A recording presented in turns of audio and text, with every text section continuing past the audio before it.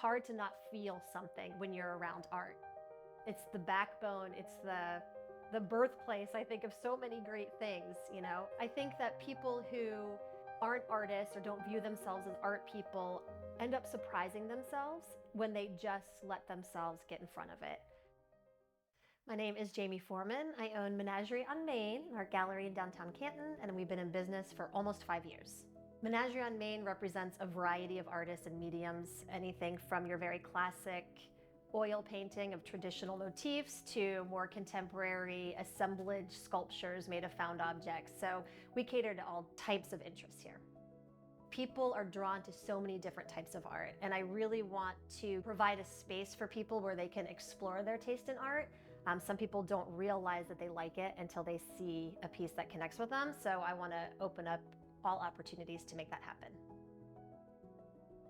I knew when I was selecting the name, I wanted something that could grow and something that implied we had a variety of things, a very eclectic collection. I did a poll on social media, and Boho Bungalow was one of the options and Menagerie on Main was the other, and Menagerie on Main did not win the popular vote, but that's, I think, how I knew I liked it. It encompassed the area because we're on Main Street, and Menagerie gives us, all kinds of opportunities to have all different types of things here.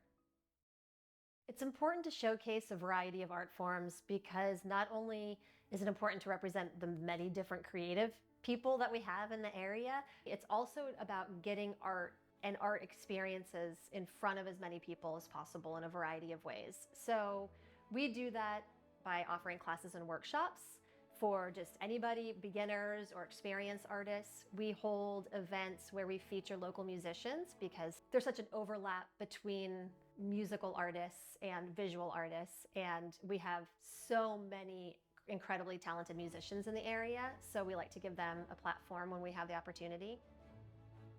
Something that is important to me when people come in here is that they feel welcome and they feel the freedom to explore.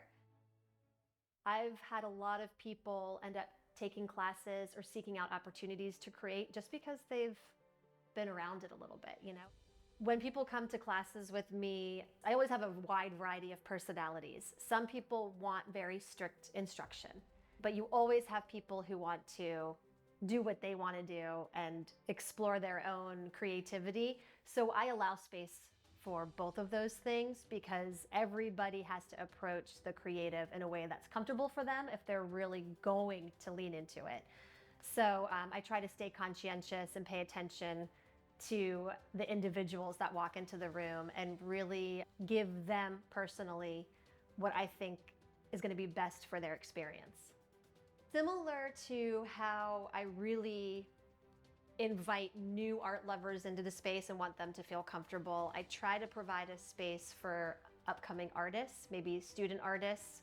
We had a student show, for instance, that featured college or new grad printmakers throughout Georgia.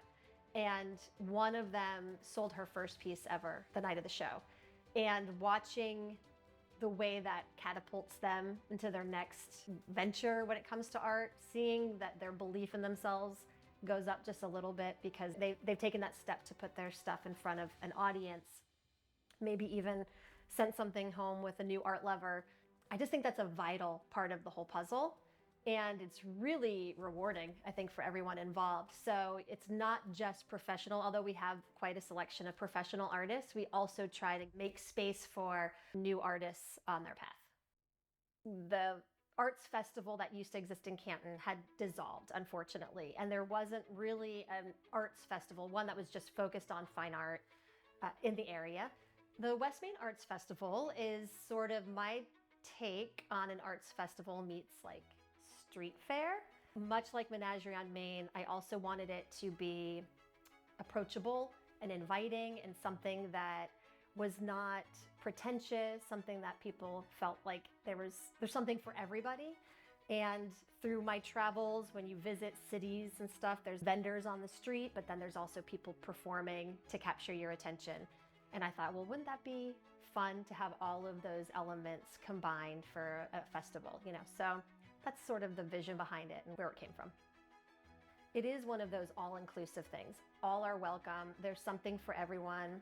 I think that people sometimes don't realize how important art is to a community on the conscious level, but like they know it when they experience it and feel it. So we're just kind of there to remind them. And then I think from it, I would love to see that this festival is a part of what puts this area on the map for the creative arts. So we opened March 1st of 2020 and promptly shut down in 2 weeks from the pandemic. But then the community rallied behind the businesses so much. I think that it just validated that this was the right place and right time, because we really, all things considered, had a great year that first year when things could have gone very sour.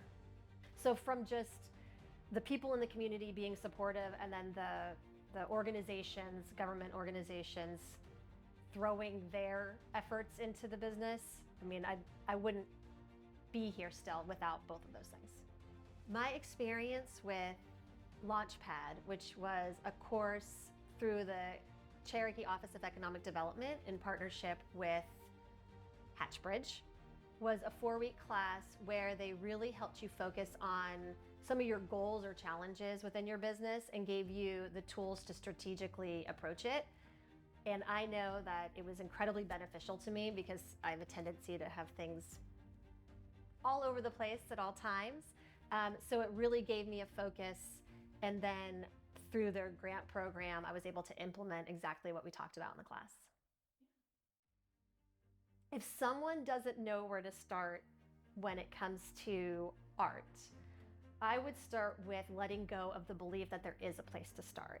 Art isn't supposed to be something that you have to be educated in. I think it really is just something that you're supposed to feel. And so if you just let yourself do that, it'll take you. And I've seen it happen. I've seen many people who didn't think that they cared or liked art, just through some conversation, just through maybe standing in front of a painting and going, I don't like that.